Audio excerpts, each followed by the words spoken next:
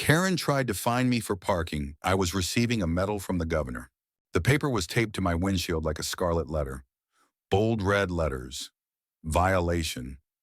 But here's the thing, I wasn't parked illegally. I wasn't blocking a hydrant. I wasn't even in front of anyone's house but my own. I had just stepped back onto my street, freshly returned from the Capitol steps, where Governor Alicia Hart pinned the Medal of State Service onto my chest for my work protecting whistleblower privacy in the Department of Civil Integrity. Years of behind-the-scenes reform, cross-state investigations, and hours of redacted files, it all culminated in that one moment of public gratitude. And this woman had the audacity to find me. I'd only lived in Bramble Creek for 4 months. Quiet place, cul-de-sac lined with stone-faced homes, identical shrubs, and mailboxes set precisely 20 feet apart. After spending most of my life in D.C., the idea of stillness and green space sounded like paradise. But Bramble Creek had her the self-appointed queen of compliance. Karen, a walking contradiction in tennis shoes. No one elected her, no one asked for her flyers, but somehow she'd wedged herself into every welcome basket and email thread with rules that had no legal basis. Her opening line when we met, "You're new. Make sure you read the HOA regulations. We don't tolerate slackers." I smiled politely. "There's no active HOA on file for this neighborhood." She laughed. "We operate under traditional enforcement. You'll learn." That fake ticket wasn't just some passive-aggressive note. It was printed, color-coded, laminated, and it came with a fine notice stating I owed $175 for unauthorized long-term curbside parking on event day. It even had a QR code leading to a payment portal, one hosted on a shady-looking website called BrambleCreekWatch.org. I stared at it. Then I laughed, because I wrote the regulations she pretended to enforce. That day, my street had been lined with people, media vans, neighbors. My elderly next-door neighbor, Mrs. Kim, even brought out folding chairs for the grandkids.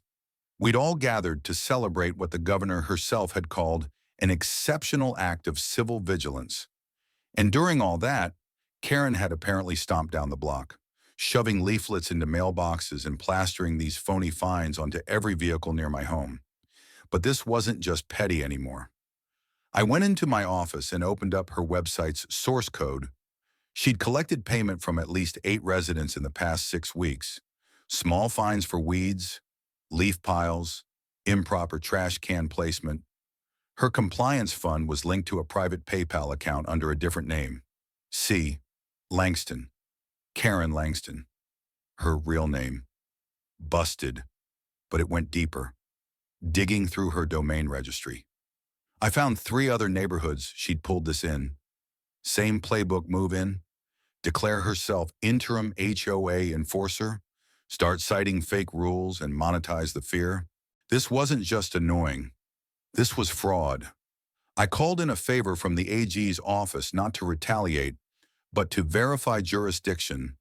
I'd built a quiet reputation across several departments for spotting misuse of civil regulatory codes. This was about more than me. It was about every neighbor she'd intimidated, every elderly couple who mailed her a check they couldn't afford. I made my next move public. I printed her phony fine and stapled it to a board. In big letters, I wrote, "This is a fake. She is not the law. Know your rights." I set it on my lawn with a copy of the real county zoning laws and a QR code to the county site where you can verify HOA status. That afternoon, she came storming toward me, face red, hair puffed from humidity. "You think this is funny? Defamation is a crime? You know what else is a crime? Wire fraud. You've collected over $3,000 from residents under false pretenses. You can't prove that I already did." I handed her a printed copy of her PayPal ledger, a public leak from a concerned whistleblower. Now in the hands of the DA, she dropped it like it was acid. 2 weeks later, Karen was gone, arrested.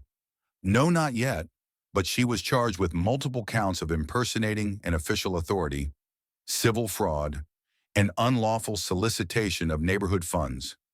She settled out of court for an undisclosed amount, was issued a cease and desist from the county, and had to issue public refunds. But the ripple effect that changed everything. The neighborhood banded together for real this time. A legitimate neighborhood council was formed with transparent elections. I helped draft their bylaws, free of charge. No mandatory dues, no fines without due process. Residents voted unanimously to install publicly available cameras at the entrance of the community to prevent future harassment. Mrs. Kim, who once feared leaving her trash bins out overnight, now teaches Tai Chi every Saturday in the common park, no permit required. The last thing Karen saw before she left town, a banner hung on my driveway gate, a gift from the neighbors. It read, "Thank you for protecting our rights too." Some people weaponize rules to feel powerful. But real power comes from knowing when to stand up, not just for yourself, but for the ones too tired to fight anymore. So tell me, have you ever been bullied by someone pretending to have authority? When did you say enough? Let's talk about it. Let's talk about real community. Let's never let a clipboard beat out courage again.